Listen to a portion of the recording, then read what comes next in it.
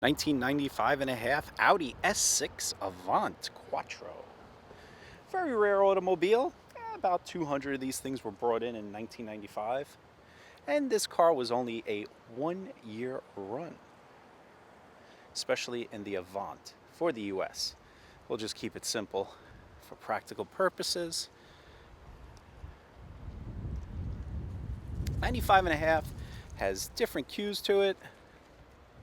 It lost the differential button. Also, they kind of cleaned things up a little bit. They took away the little IR transponder there for the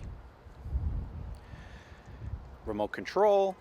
You also have different headrests. You have no longer does it have a hole in the square. Also, just about, I believe, all of them came with the sports steering wheel. Door panels changed too. They went with cloth or like a Alcantara type of material almost, but it really isn't. Instead of leather.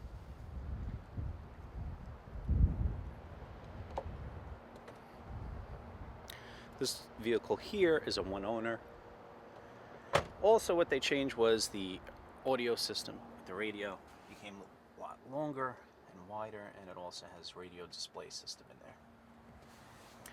Different first gearing. I've had the car about a year. I've rarely driven it. And the funny thing is I only recently registered it and insured it. I've actually insured it as a collectible. This is the second one I've owned. I owned a 95 version, previously black on black. And it's just a phenomenal car. I just do not use it. Bridgestones were just put on. They don't even have 1,000 miles on them. I really did not drive this car at all. I know. It was driven up from South Carolina, and that's where most of the mileage actually came from during my tenure with it. It does have tons of service records from the original owner. I have them in a binder. I'll show you that in another video that I'll make, but everything is here. It has extra keys. The guy really did a lot of service. So, the car was definitely owned by an older person, and there's no modifications whatsoever to this automobile. It has 214,000 miles. Timing belt was just changed.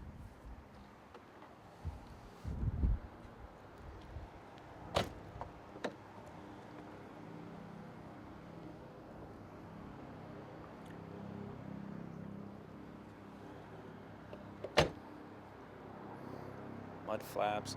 You know, it does need paint work, unfortunately. That's just how it goes with these. Back bumper's really bad. You know, I did buff this thing up as best as I can. It does have a rust spot here. You know, it's funny, my Audi 5000 I own has rust in the same area, so I did actually remove this. It actually kind of made it worse, just to see how it looks under there. And the hood, it's a little dirty right now, unfortunately. It's got some scratches, but you know what? From a distance, really, this camera is just showing you the way the car is. It is dirty. It rains, and the car cover I have isn't the best, so.